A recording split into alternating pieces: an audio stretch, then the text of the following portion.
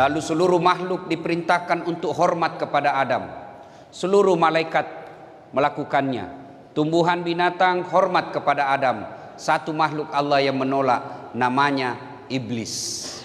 Iblis ini membangkang lalu diusir keluar dari sorga. Dan sebelum keluar dari sorga dia berkata, saya akan menyesatkan anak cucunya Adam.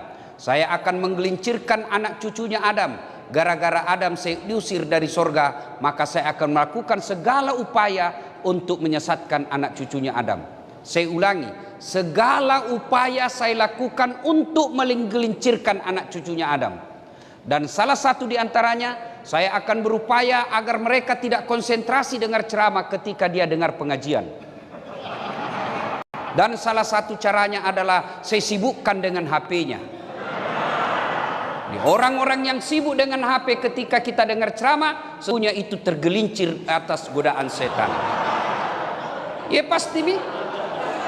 Bagaimana caranya kau mau dengar ceramah sibuk saja begini? Hargai perasaanku bos. Jauh-jauh saya kasihan dari Sulawesi Selatan. Bapak tahu enggak saya ke sini? Naik pesawat dulu 2 jam lebih ke Jakarta. Transit berjam-jam di Jakarta, baru jam 4 subuh naik pesawat lagi ke sini. Pergi lagi ke Kayu Agung, balik lagi ke sini, ceramah menghargai undangan Bapak. Begitu saya ceramah Bapak sibuk begini.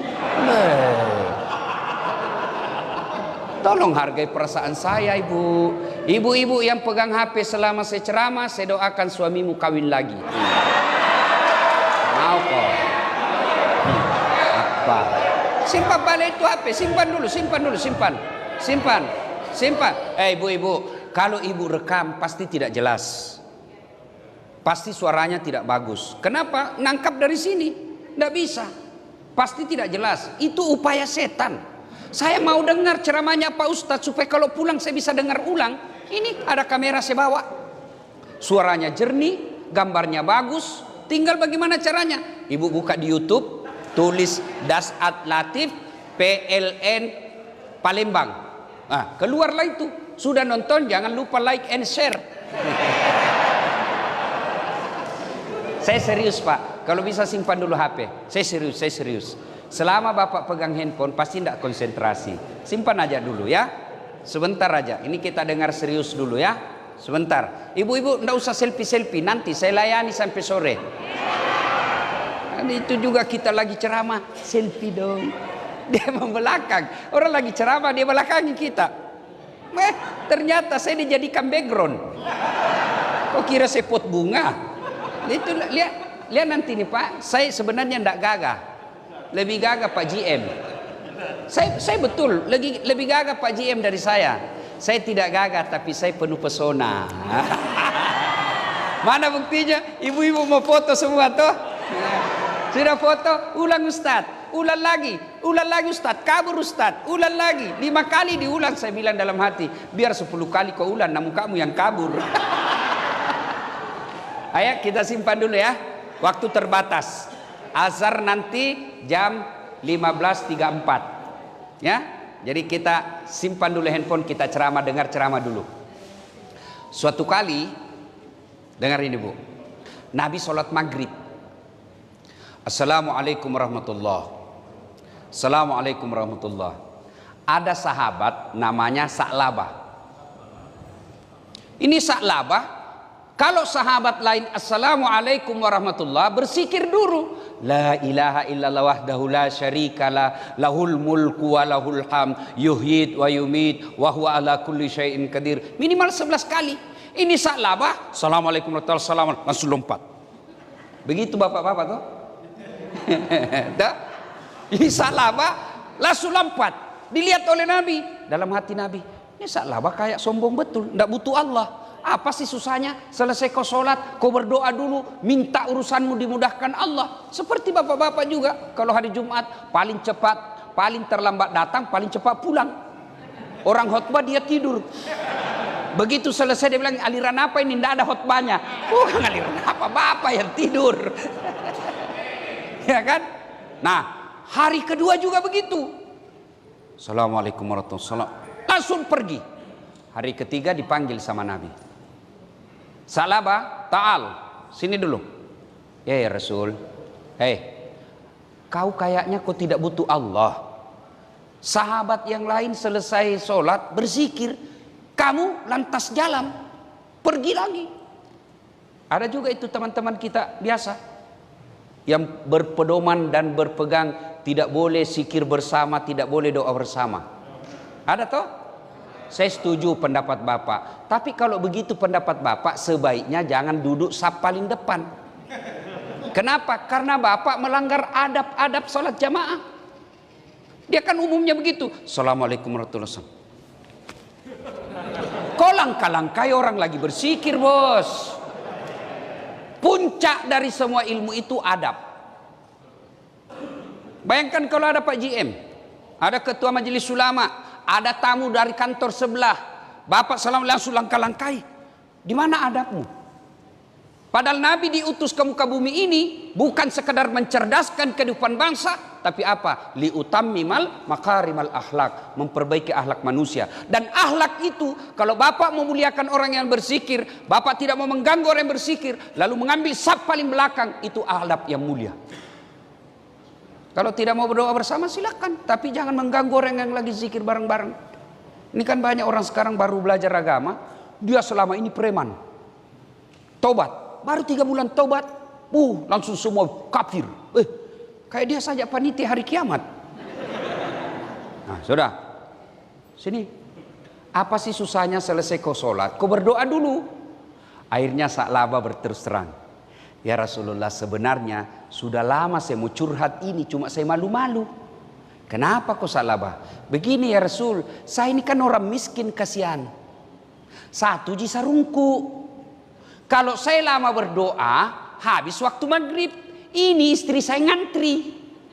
Dia lagi nunggu ini pakai ini sarung. Kalau saya lama berdoa, habis waktu maghrib, istri saya menunggu. Maka saya langsung lompat pulang, giliran pakai sarung. Ya Rasulullah, karena terlanjur ditanya, doakanlah saya kaya ya Rasul. Kalau saya kaya kan enak ya Rasul. Sudah bagus sarungku, sudah banyak sarung, saya bisa lama-lama berzikir. Kata Nabi, Sa'labah, siapa teladanmu? Anda ya Rasulullah. Kau lihat banyak barang-barangku? Tidak ya Rasul. Sudahlah, kau pulang dulu, pikir-pikir. Pulang, pikir-pikir. Besok datang. Ya Rasulullah, saya sudah pikir baik-baik. Memang enak miskin, tapi lebih enak kalau kita kaya ya Rasul. Iya ya Rasul. Sudah pikir baik-baik. Iya ya Rasul. Kalau saya sudah kaya, saya bisa sedekah. Kalau saya sudah kaya, saya bisa bantu orang. Kalau saya sudah kaya, saya bisa lama berzikir. Baiklah kalau begitu Sa'labah. Oke? Saya kasih kau kambing. Perempuan, betina, hamil, tidak ada suaminya. Kambing ibu, namanya kambing. Kalau hamil tidak ada suaminya, binatang. Tapi sekarang banyak juga perempuan mau dengan kambing. Hamil tidak ada suaminya, beleng-beleng. Saya bela bapak-bapak hari ini. Sekarang ini banyak istri yang curiga sama suaminya yang baik-baik. Katanya kalau ada suamimu sopan, baik di rumah, baik, kelihatan alim, hati-hati, layangan putus. Provokator itu, pelem itu. Jadi kalau suamimu baik, kau curigai. Itu pengalamannya, dia mau jadikan semua orang suami baik-baik. Kami ini bukan layangan putus, kami layangan tebal talinya, kuat talinya karena imannya kuat. Tidak tergoda, ini muka-muka soleh semua ini. Kau periksa HP-nya, apa tidak stres? Mati kita dapat. Nah ya, akhirnya Nabi memberinya 1 kambing betina, lalu beranak pinak. Dari 1 ekor menjadi beberapa ekor, menjadi belasan ekor, menjadi puluhan ekor. Yang tadinya belum azan sudah ada Sa'labah di masjid, sekarang sudah qamat baru datang. Sibuk ngurus kambingnya. Nabi lalu berkata, kena sudah ini musibah ini Sa'labah. Ku bilang memang lama-lama masbuk Sa'labah. Sudah masbuk dia. Lama-lama tidak muncul di masjid. Kata Nabi, inna lillahi wa inna ilaihi rajiun. Kena sudah musibah-musibah. Apa yang saya cemaskan terjadi. Lama turun perintah ayat untuk bayar zakat. Nabi sampaikan kepada sahabat, kamu pergi minta zakatnya Sa'labah. Datang, Assalamualaikum warahmatullahi wabarakatuh. Ya Sa'labah. Waalaikumsalam warahmatullahi wabarakatuh. Apa kabar bro? Lama kau tak nampak di masjid.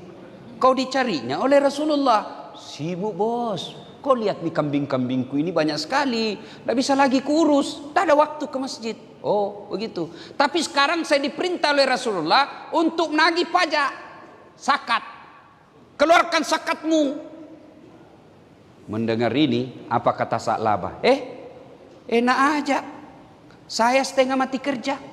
Dari jam 6 saya sudah keluar. Kadang kala cek log. Terlambat cek log. Makan seadanya di kantor, kerja setengah mati. Ini mata jadi buram lihat monitor laptop. Kamu datang minta 2,5%. Siapa kok? Begitulah kira-kira bahasanya Sa'labah. Saya setengah mati, gara-gara ini kambing saya tidak datang jamaah. Kau datang-datang minta. Nah. Wah, disampaikan ini kepada Nabi. Nabi katakan innalillahi. Musibah sudah Sa'labah. Utus kedua kalinya tetap tidak mau. Utus ketiga kalinya tetap tidak mau. Lalu Nabi katakan sudah, tidak usah lagi kau minta. Selesai. Akhirnya turun ayat. Ayat itu kurang lebih menyindir Sa'labah. Yang kurang lebih menerjemahkan bahwa ada di antara kalian ketika miskin hamba Allah, kaya hamba harta. Ayat ini disampaikan Sa'labah. Sa'labah, ada baru ayat turun seperti ini. Miskin hamba Allah, kaya hamba harta. Kau aja dikena ini di Madinah. Satu-satunya ayat menyindir kau. Kau ini dah kena. Sa'labah istighfar. Astagfirullah. Lalu dia ambil zakatnya. Dia bawa ke Nabi. Ya Rasulullah, mohon maaf, terima zakatku. Apa kata Nabi? Terlambat mi bos. 3 kali kusuruh toh, kau kasih malu saya. Sudah, bawa pulang itu. Kalau orang Bugis bilang, Andre lah cilaka. Makan mako itu semua, makan mako sama-sama kulit-kulitnya. Wafat Rasulullah. Sa'labah mulai goyang ekonominya. Dia datang lagi bawa zakat kepada Abu Bakar Siddiq. Kata Abu Bakar, mohon maaf. Nabi tidak berani, Nabi tidak menerima zakatmu, manalah saya berani. Makin goyang ekonominya, wafat lagi. Abu Bakar diganti oleh Umar bin Khattab. Ya Amirul Mukminin, terima zakatku. Apa kata Umar? Nabi tidak terima. Abu Bakar menolak. Manalah saya berani. Akhirnya sejarah membuktikan Sa'labah bangkrut dan mati dalam kekufurannya. Na'udzubillah min zalik. Itu bahayanya zakat, Pak. Bapak tahu namanya zakat. Zakat itu ayatnya bukan minta. Ambil. Kalau minta ada 2 pilihan. Dikasih, alhamdulillah. Tidak dikasih, ya namanya kau minta. Tapi namanya ambil. Mau tidak mau, ambil. Pada zaman Nabi, pada zaman Khulafaur Rasyidin, itu ada pasukan khusus penagih zakat. Kenapa? Bukan kau yang punya. Kamu memang kerja di PLN dari pagi sampai sore, kadang-kala lembur, tapi ingat ada haknya orang miskin di dalam hartamu itu. Berapa? Cuman 2,5%, tidak cukup 3. Kata Allah, ambil deh 97,5, ambil semuanya. 2,5% kasih fakir miskin yang tadi beasiswa. Dan itulah yang kau miliki. Yang deposito, mobil, rumah, belum tentu bapak punya. Nih ibu-ibu nih, yang banyak emasnya, tidak dikeluarkan zakatnya. Hati-hati kau ibu, pakai behel. Bingkai kacamatanya emas, semua cincin berlian.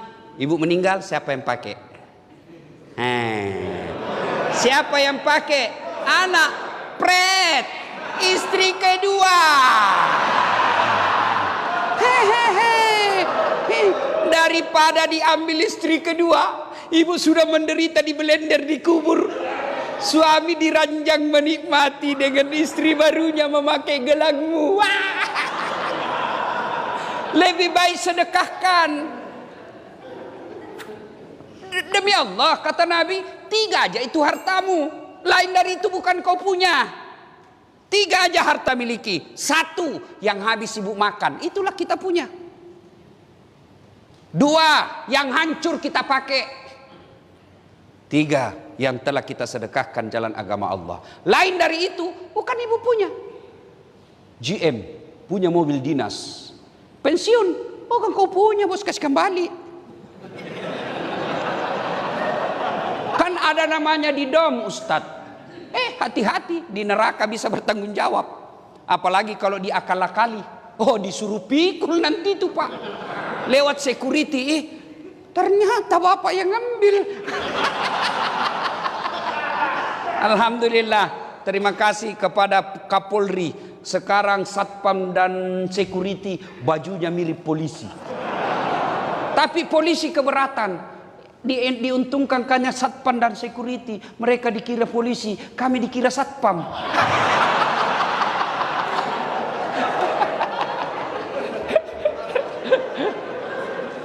Nah, ibu bapak saudara-saudara sekalian, saya kasih contoh ya, supaya lebih gampang kita bicara zakat.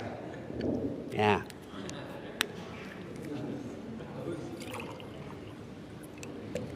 Yang namanya 2,5%. Ini halal atau haram? Hah? Bersih, suci, halal. Inilah gajinya bapak sebulan. Yang bekerja dan wajib negara memberi gaji. Halal. Ini. Tapi di sini ada haknya orang 2,5%. Yang kalau tidak dikeluarkan, maka dia mengotori seluruh harta yang halal tadi. 2,5% mengotori yang 97,5% jadi kotor ketika tidak dikeluarin. Nah, ini halal. Tapi karena tidak bayar zakat yang 2,5%, bapak celupkan jari-jari di kloset. Tahu toilet, ibu? Kan ada air-airnya di situ kan? Nggak usah yang ada kuning-kuningnya. Bersihkan dulu yang kuning itu. Kira-kira ibu mau ndak ambil 1 tetes yang sudah sudah ndak ada kuning, celupin. Ibu ambil 1 tetes saja dari situ, masukin di sini. Ibu mau minum? Bapak mau minum? Mau? Begitulah logika berpikirnya orang yang enggan membayar zakat, yang hartanya tadi caranya dia peroleh secara halal. Karena dia tidak membayar zakat, seluruh hartanya jadi kotor. Karena hartanya menjadi kotor, dimakan menjadi anaknya kepala batu. Dimakan istrinya jadi pembangkang, tidak tahu aturan. Dimakan suaminya, mentalnya mental perselingkuh. Kenapa? Yang membentuk darah dagingnya adalah barang haram, meskipun dia peroleh secara halal, tapi karena dia tidak keluarkan zakatnya menjadi haram. Contoh lagi. Pisang. Itu? Ya macam-macam bayangkan, Pak. Pisang. Ini dibeli halal. Kalau saya beli ini 100% saya punya. Apakah setelah 100% saya punya semua saya makan? Apakah semua saya makan? Tidak. Apanya yang saya buang? Kulitnya. Buang. Inilah zakat. Kalau ada orang bekerja tidak mengeluarkan zakatnya, maka sama dia makan ini buah dia beli dengan kulit-kulitnya. Kalau kulit pisang masih lembut, kulit durian.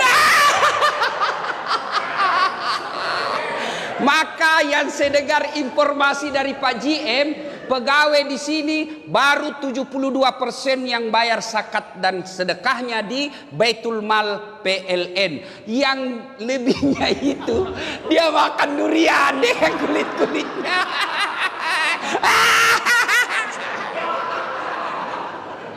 Contoh ketiga. Hah? Nih ibu-ibu nih. Contoh ketiga. Beli kain. Berapa meter satu baju? Kalau baju saya 1,5 meter baju. Apakah 1,5 meter itu semua saya pakai? Tidak. Saya punya dong. Saya jahit saja, tidak ada saya buang. Cantik? Enggak. Maka ada bagian-bagian saya gunting untuk bikin cantik saya punya baju. Yang dibuang bagian itulah adalah sakatnya, membersihkan dan mempercantik baju saya. Bayangkan jeleknya baju saya ketika saya beli 2 meter langsung jahit, tidak ada gunting-guntingnya. Begitulah perumpamaan orang yang tidak mau membayar zakat. Ini kan harta saya. Contohnya itu Salaba tadi. Saya setengah mati kerja, gara-gara ini kambing saya tidak ke masjid. Kau datang enak-enak, siapa kau cowok? Kira-kira begitu bahasanya orang PLN. Saya setengah mati kerja, masa kau datang minta-minta? Ustaz, nanti ini yayasan salah gunakan, bukan tanggung jawabmu. Yang penting kau keluarkan.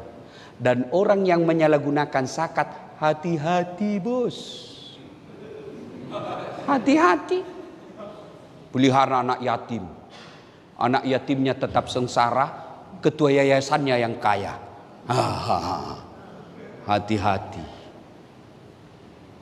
Maka zakat itu sangat diperhatikan. Bapak tahu ada ayat yang saya yakin Bapak semua hafal. Siapa yang hafal itu ayat? Semua hafal. Hati-hati. Maka ibu-ibu, istri yang baik, begitu terima honor suami, langsung keluarkan 2,5%. Bagaimana kalau harta kita rumah, Ustaz? Kalau harta rumah itu hanya ditinggali, rumah itu menjadi rumah tinggal dan tidak menghasilkan, tidak berproduksi, tidak menghasilkan, maka dia hanya sekali dibayarkan seumur rumah itu. Berapa dikeluarkan Ustaz? 2,5%. Berapa harga rumahnya? Senilai dengan 85 gram emas. Jadi kalau ada emas 85 gram, harta yang kita miliki senilai 85 gram. Ibu 1 gram berkarang berapa?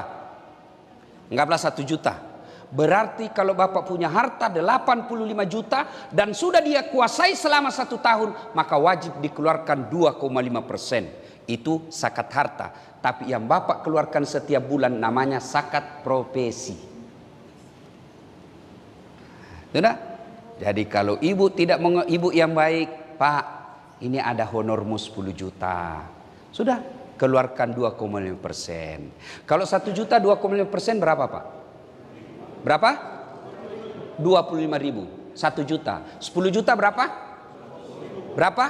250.000. Mulai goyang itu, Pak. Ya? 100 juta? Berapa? Berapa? 2.500.000. Bapak mulai tambah cemas. Kalau tadi 25.000, setan belum mempan goda Bapak karena 25.000 Pak pembeli pulsa. Sebentar. Tapi kalau sudah 2.500.000, Bapak mikir, ini bisa jadi HP baru ini. Masuk setan. Maka keluarkan zakat. Motivasi kedua, soal pentingnya mengeluarkan zakat, sedekah. Itu tadi zakat, sedekah. Suatu kali Nabi didatangi fakir miskin. Assalamualaikum warahmatullahi wabarakatuh ya Rasulullah. Nabi katakan, Fatimah buka. Waalaikumsalam warahmatullahi wabarakatuh. Ini salamnya orang Islam. Jadi Bapak jangan ringkas-ringkas salam. Kecuali SMS. Kalau SMS Bapak ringkas ya namanya SMS. Tahu SMS? Pesan singkat. Namanya ya jadi disingkat lah. Ada juga itu baru belajar agama 2 bulan. Oh enggak boleh. Haram. Selama Bapak tulis dengan niat bahwa itu salam, Assalamualaikum warahmatullahi wabarakatuh, namanya SMS yang tidak boleh kalau kau ucapkan. Tidak boleh ringkas-ringkas. Samlek. Apa samlek? Assalamualaikum. Tidak boleh itu. Ustadz, aswabar. Apa swabar? Assalamualaikum warahmatullahi wabarakatuh. Nggak boleh. Kalau SMS namanya pesan singkat. Jadi salamnya kita jangan singkat. Bapak tahu enggak ketika ke Madinah Nabi? Ibu-ibu tahu ketika ke Madinah. Begitu sampai di Madinah, diusir dari Mekah, beliau hijrah. Perintah pertama kata Nabi apa? Upsus salam. Tebarkan salam. Baik salam secara lisan maupun salam dalam arti menjadi rahmatan lil alamin. Jadi kalau ibu salam sama suami, Assalamualaikum warahmatullahi wabarakatuh. Gimana kabar bang? Ya. Tapi kalau sama suaminya, Waalaikumsalam. Di mana kau? Di kantor. Bohong. Coba video call. Kayak kita saja tahanan. Ya ketawa, saya serius ini. Ada juga itu. Bapak juga kalau telepon di sini. Ayo, salam. Mana ibu? Rumah. Kayak menginterogasi. Sekalinya sama sekretarisnya Pak GM, bagus betul salamnya. Assalamualaikum. Waalaikumsalam. Jadi salamnya orang Islam, Assalamualaikum warahmatullahi wabarakatuh. 3 itu doa di dalam Pak. Assalamualaikum, semoga Anda selamat. Selamatnya bukan cuma siang, selamatnya bukan cuma malam, selamat selamanya. Kalau Bapak doakan orang selamat, jangan cuma malam. Apa artinya selamat malam? Berarti Bapak doakan saya sengsara pagi. Assalamualaikum, semoga Bapak selamat. Warahmatullahi, rahmat Allah menyertaimu, kasih sayang Allah menyertaimu. Wabarakatuh, berkah Allah menyertaimu. Apa itu berkah? Hartanya sedikit tapi selalu fisabilillah. Itu namanya berkah. Cuma biasanya kita orang baik-baik salam, Assalamualaikum warahmatullahi wabarakatuh. Kita cuma salam. Ulama salam baik-baik, lengkap, tidak dihargai. Burung beo, Assalamualaikum, Assalamualaikum, 15 juta harganya Pak. Ini ulama khotbah 30 menit, bagus lagi ayatnya, 150.000. Pelan-pelan juga bos. Nah, Nabi lalu berkata, Fatimah buka. Ya Rasulullah, saya sudah lapar sekali nih, kasihan. Sudah beberapa kali saya tidak ketemu roti dan makanan lainnya. Adakah bisa dimakan di rumah ya Rasul? Kata Rasulullah, maafkan saya. Saya pun dalam posisi lagi tidak ada makanan di rumah. Saya juga lagi tidak ada duit. Saya miliki. Fatimah, tolong berikan orang ini jubah saya. Tahu jubah ibu? Tahu jubah? Itu orang Arab kalau pakai baju dulu kan di dalam, baru di luarnya ada, ya kan? Itu namanya jubah, kebalikannya baju, ya kan? Jubah, baju, nah ya, itu kebalikannya Superman. Kalau Superman, celana dalamnya di luar. Kalau Dasat Latif, celana dalamnya di dalam. Bayangkan kalau saya ceramah celana dalam saya di luar Pak. Apa ndak orang bilang sudah gila itu ustaz, lama sudah kasihan sakit itu, ya kan? Nah, jubah. Lalu Nabi memberinya jubah. Hanya ini yang saya bisa berikan kepadamu. Pelajaran pertama, Pak, kalau ada orang datang minta tolong ke rumah, mengucapkan saja itu sudah berat. Jangan sampai kasihan dia pulang sudah malu tidak bawa lagi pertolongan. Kalau dia minta 1 juta dan bapak pikir tidak mungkin dia bisa utang ini, karena ada juga itu Pak hobi utang, dan hobi tidak mau bayar, karena dia bilang banyak aja uangnya itu. Untuk ada utangmu bos, bayar. Masa miliarder begitu, utang saya 2 juta saya harus bayar? Bayar karena kewajiban. Masa Pak GM utang 500 ditagih? Bayar, utang. Ada orang hobi begitu. Maka ketika orang datang ke rumah dan kita yakin dia tidak bisa bantu, tidak bisa bayar itu kalau dikasih utang 10 juta, paling tidak jangan permalukan dia. Hargai, ya sudah. Saya seperti itu. Datang saya lihat, tak mungkin dia bisa bayar ini, tidak masuk di akal. Maka, Dek, saya tidak bisa kebantu, tapi ini saya kasih. Kalau misalnya utang Ustadz 2 juta, saya lihat-lihat, waduh agak berat juga saya kasih. Sudah, supaya dia tidak malu pulang. saya kasih kau 250.000, tidak usah utang, ini hadiah dari saya. Supaya dia pulang tidak kecewa. Ibu-ibu juga begitu. Kalau ada orang datang mengutang, ibu tidak punya duit, kasihlah kue, kasihkah baju, kasihkah kudung, yang penting ada kita kasih.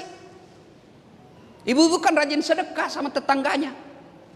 Nak, ada itu kue di kulkas, bawakan tante di sebelah daripada basi. Nanti mau basi baru diingat Pak Ustadz. Nah, Nabi begitu, tidak bisa memberi makanan dan duit, maka Nabi memberinya ini. Nah, yang menerima jubah itu lalu dia ke pasar.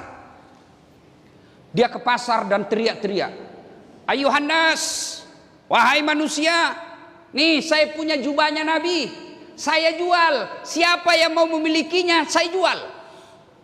Kira-kira kalau pada saat sekarang, Pak, ini ada rambutnya Nabi, ini ada bajunya Nabi, saya lelang, miliaran pun, triliunan pun barangkali ada yang mau beli. Pada zaman itu sahabat pun mendengar, salah satu adalah penduduk Madinah yang gangguan matanya, gangguan penglihatannya. Lalu dia bilang ke budaknya, bukan pembantu. Ibu, beda pembantu dengan budak. Kalau pembantu itu, Bu, digaji tiap bulan, dan kalau tuan rumahnya cerewet, dia punya hak berhenti. Berhenti, saya cerewet sekali soal istrinya itu. Nggak ada tenang lihat kita kalau duduk-duduk, maunya kita kerja terus. Punya hak berhenti. Budak hak milik, sama handphone, mau dibanting, mau dijual, mau diapa, hak milik. Budak itu hak milik. Lalu orang yang gangguan matanya ini berkata kepada budaknya, "Kalau kau berhasil belikan saya itu, saya bebaskan kau, saya merdekakan kamu." Dia ke pasar dan alhamdulillah berhasil membeli baju itu, jubah itu, lalu dibawa ke tuannya. "Tuan, alhamdulillah saya berhasil membelinya. Saya merdekakan kamu. Sekarang kau bukan budak saya." Lalu yang gangguan matanya diambil jubahnya Rasulullah, dia selawat sebanyak-banyaknya, dia berdoa kepada Allah, dengan izin Allah dia gosok-gosok terus dengan jubahnya Rasulullah, dengan izin Allah bagus penglihatannya, sembuh. Lalu setelah sembuh dia gembira. Dia datang kembali ke rumah Rasulullah. "Ya Rasulullah, mata saya sudah sembuh. Berkat izin Allah saya gosok dengan baju ini, saya kembalikan baju ini." Akhirnya baju itu kembali dimiliki Rasulullah. Lalu Rasulullah memanggil anaknya Fatimah, "Anakku, sini kau lihat. Ini hebatnya sedekah. Coba kau lihat ini sedekah. Dia kembali lagi ke saya. Tapi sebelumnya dia memanfaat sedekah ini kepada orang. Satu, dia mengenyangkan perut kosong tadi. Dua, dia memerdekakan budak. Tiga, menyembuhkan orang sakit. Hebatnya yang keempat, dia kembali kepada pemiliknya." Demi Allah, sedekah yang Bapak keluarkan bukan untuk yang Bapak kasih. Ibu bersedekah kepada tadi anak sekolah ini, bukan ibu kasih ke dia, tapi apa? Ibu pada hakikatnya mengembalikan harta itu ke dirinya, pemberi. Karena dalam Al-Quran Allah jelaskan, kau belanjakan hartamu di jalan agama Allah, 1 biji ibaratnya kau tanam, menumbuhkan 7 bulir. 7 bulir itu setiap bulirnya mengandung 100 biji. Artinya 1 sedekah Allah ganti 700 kebaikan. Saya banyak sekali pengalaman soal sedekah, Pak. Cuma tidak enak dicerita. Apalagi nanti kalau tayang, nanti kita dibilang ria. Percaya, Allah pasti ganti. Ibu-ibu, saya tanya ibu. Ibu, ada ibu pernah lihat orang bangkrut gara-gara rajin sedekah? Ada? Tidak ada. Ada orang tidak senang sama dermawan? Saya tanya bapak-bapak, senang GM yang dermawan atau pelit? Senang istri GM yang pelit atau dermawan? Dermawan. Ibu-ibu senang menantu yang pelit atau dermawan? Senang tetangga yang pelit atau dermawan? Tidak ada orang suka orang pelit, ya? Bahkan orang pelit sekalipun tidak suka sama orang pelit. Begitu jeleknya itu sifat pelit. Jago ke rumahnya pelit, dia juga pelit, beleng-beleng. Ya, sedekah. Saudaraku, bersedekahlah. Bu-ibu, banyak faedah sedekah. Selain kembali ke kita, juga sesungguhnya tolak bala. Kalau ibu khawatir suaminya diganggu perempuan lain, ndak usah periksa HP-nya. Semakin ibu periksa HP, semakin cerdas dia. Benar. Ibu periksa, ambil aja. Ternyata ada HP-nya yang lain disembunyi. Sudahlah. Ibu mau awasi suaminya. Mana bisa ibu menjaga suami 24 jam? Tapi kalau Allah yang jaga suaminya ibu, biar perempuan mana yang goda tidak akan tergoda. Bagaimana caranya Ustaz? Salah satu di antara tolak bala itu kata Nabi, as-sadaqatu, bersedekahlah. Gimana maksudnya Ustaz? Kalau ibu mulai curiga, suamiku selama jadi pegawai PLN 3 tahun belakangan ini tidak pernah dia pakai parfum. Kok sekarang biar pengharum ruangan dia pakai juga semprot di badannya. Mencurigakan sudah itu bu. Selama ini tidak pernah setrika bajunya. Apapun dia tidak setrika. Sekarang baju dalamnya pun mau disetrika. Selama ini rambutnya acak-acakan. Sekarang pakai pomade. Ada sungainya di sini. Mencurigakan itu. Apalagi kalau terima WhatsApp dalam kamar mandi. Sudah. Ibu kalau sudah mencurigakan begitu, tidak usah curhat sama tetangga. Pasti bocor. Tidak usah curhat di medsos. Tak kusangka kau begitu. Pret. Daripada curhat di medsos, ibu curhat kepada Allah.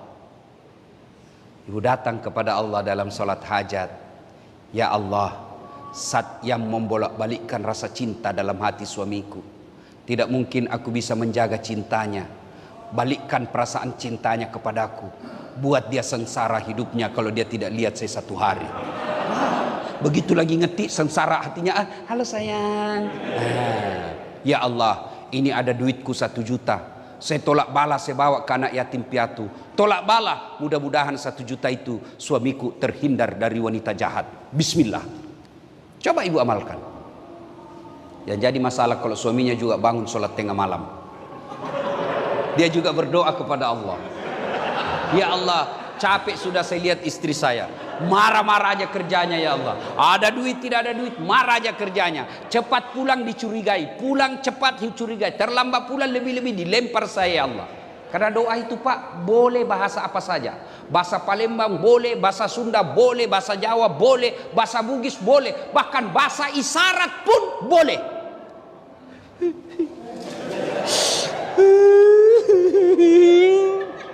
Bahasa isyarat lagi sengsara hatinya. Sudah, ya Allah, ada duitku 1 juta, saya tolak bala. Mudah-mudahan 1 juta ini istriku ikhlas saya kawin lagi. Bingung malaikat, yang mana aku kabulkan? Ayo sedekah. Ibu-ibu kemana-mana dokter belum sembuh, memang bukan dokter yang menyembuhkan kita. Bapak-bapak kemana-mana dokter tidak sembuh-sembuh, bahkan dokter apa ya? Memang bukan dokter sembuhkan kita. Dan saya Pak GM, sepanjang hidup saya belum pernah ketemu dokter yang hebat. Kenapa? Begitu saya ke dokter Pak, saya juga yang kasih tahu penyakitku. Yang hebat itu baru dia lihat, dia sudah tahu penyakit saya. Itu hebat itu. Ini kan tidak. Assalamualaikum dok. Waalaikumsalam. Ustaz masuki. Kenapa Ki Pak Ustadz? Ini dok, sudah 2 hari mencret. Kenapa bisa Pak Ustadz? Dalam hatiku ya urusanmu, kau dokter. Masa saya lagi kau tanya? Diperiksa, tok, dikasih obat. Pak Ustadz kembali lagi 3 hari yang akan datang. Kenapa disuruh kembali? Mau dilihat reaksinya ini obat, cocok atau tidak. Itulah sebabnya beda umur, beda berat badan, beda dosis. Kenapa? Karena ini uji coba, mau dilihat cocok enggak ini dengan ilmu yang diterima selama ini. Kalau tidak ganti lagi, bukan karena dokter mau ngambil duitnya Bapak, tidak. Namanya di prediksinya, diagnosanya ini, ini cocoknya ini. Ternyata tidak cocok, ganti lagi. Yang hebat itu dokter baru masuk, pasti komen cerit Ustaz. Nah itu hebat itu Pak. Allah, ayo Bu, Allah. Tanpa diberitahu, Allah tahu penyakitmu. Tanpa diberitahu, Allah tahu apa solusinya. Maka ketika ada masalah penyakit, ibu karena pelit, sudah ke dokter kiri kanan dikasih obat, tidak sembuh-sembuh, Bapak pelit. Sedekah. Sedekahlah. Saya niat sedekah ini, mudah-mudahan saya sembuh dari penyakit saya. Dan itu banyak sekali keajaiban yang mereka diberikan terapi sedekah sembuh dengan sedekah. Apa susahnya Allah menyembuhkan orang sakit? Sedekah. Karena waktu yang terbatas. Yang ketiga, Bapak masuk surga atau neraka itu bukan karena orang masuk surga karena tidak punya dosa. Saya ulang, Ibu, orang masuk surga itu bukan karena tidak punya dosa. Kalau orang tidak punya dosa masuk surga, syaratnya maka tidak ada isinya surga. Adakah manusia tidak ada dosanya? Ada. Semua orang punya dosa, Pak. Jangankan kita yang hidup zaman medsos, sedikit-sedikit lihat lagi postingan. Kita tidak mau lihat tapi orang pancing kita, dikirim ke grup, dilihat dosa, tidak dilihat barang bagus. Zaman Nabi tidak ada mall. Zaman Nabi tidak ada medsos. Zaman Nabi tidak ada internet. Semua itu peluang-peluang dosa ini semua hidup kita. Pada zaman Nabi tidak ada itu. Tapi apa Nabi tidak punya dosa? Nabi Adam berdosa, Ibu. Apa dosanya Nabi Adam? Makan buah khuldi. Nabi Ibrahim pernah berdosa. Kenapa? Waktu diadili Raja Namrud dia berbohong. Bukan saya hancurkan patung. Dosa. Nabi Nuh dosa. Kenapa? Gagal didik anak dan istrinya. Nabi Yunus dosa. Kenapa? Dia pernah sangka buruk kepada Allah. Dia tinggalkan tugasnya sebagai da'i. Dia tinggalkan, dia pergi ke laut. Itu para nabi. Apalagi kita. Maka lalu apa yang membuat orang masuk surga? Ketika ditimbang kebaikannya dengan keburukannya, ternyata kebaikannya jauh lebih banyak daripada keburukannya. Apa kaitannya dengan kita? Bapak, kalau amal Bapak hanya sholat, berapa kali Bapak sholat sehari? Kalau kebaikannya Bapak hanya puasa, berapa kali Bapak puasa selama setahun? Kalau kebaikan amal itu hanya haji, berapa kali bahkan ada orang belum haji? Lalu apa itu kebaikan? Segala sesuatu yang kita lakukan lillahi ta'ala, itulah amal kebaikan. Bapak sebagai pegawai PLN itu kalau beramal lillahi ta'ala, sepanjang Bapak kerja ngurus kantor ini, Bapak dapat pahala. Gimana caranya, Ustadz? Bapak setiap keluar rumah, wudu, tutup auratnya, menghadap kiblat, sebelum keluar baca doa. Inna sholati wa nusuki wa mahyaya wa mamati lillahi rabbil alamin. Bismillahi tawakkaltu ala Allahi la haula wa la quwata illa billah.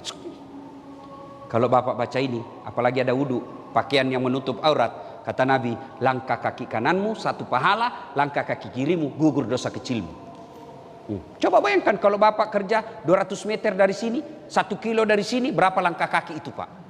Apalagi kalau sampai di kantor Bapak naik lantai 1, turun lagi, naik lagi, mutar lagi di lapangan. Berapa langkah kaki itu? Apalagi di dalam kantor jalannya begini, Pak. Iya toh? Cuma ini tidak kita amalkan. Kita mau keluar bukan baca doa. Kita mau keluar, goodbye daddy. Daddy. Ibu, ini mumpun saya ingat. Kalau suami mau keluar, Ibu, suruh dia sedekah. Apa sedekahnya suami? Sebelum kerja, cium jidat. Itu Rasulullah setiap mau keluar rumah, dia sedekah kepada istri beliau. Caranya apa? Cium jidat. Maka mulai besok setiap suami mau keluar, Bu, dia lupa, Pak, sedekah dong. Bapak datang, sini saya sedekahi kau. Cuma Ibu juga kalau mau disedekahi yang rapi, jangan bau sedekah. Aduh. Ya. Nah, kemudian Bapak motivasi. Mana ada hidup kita di sekarang zaman digitalisasi, digitalisasi yang bebas dari listrik. Ayo. Saya mewakili dan mewakili penonton saya di YouTube yang sudah alhamdulillah lebih 200 juta. Berterima kasih kepada PLN. Bersyukur kepada Allah dan berterima kasih kepada PLN. Kenapa? Karena PLN lah yang menyediakan energi listrik sehingga orang bisa dengar dakwah saya. Sudah siap jamaah, sudah siap panggung, padam listrik. Mana bisa penuh. Tidak nyala ini, tidak didengar. Maka kita para mubalik Tidak berlebihan kalau saya katakan kami para pendakwa berutang budi kepada PLN. Karena dengan PLN lah orang bisa nonton YouTube. Mana bisa buka YouTube kalau padam listrik. Maka selama Bapak niatnya memudahkan dakwanya Pak Ustadz sehingga harus menyediakan listrik, tidak boleh padam listrik, maka selama itu Bapak punya pahala bagian daripada perjalanan dakwanya para ustadz. Cuma Bapak kan bekerja bukan itu. Bapak bekerja cari muka sama GM. Kalau ada GM, cepat sekali kerja. Begitu tidak ada GM, sebentar. Maka begitu di akhirat nanti, ya Allah, mana pahalaku pegawai PLN 30 tahun. Allah berfirman, kau dulu bekerja kan cari muka. Kau sudah dapat mukanya PLN-mu. Sudah.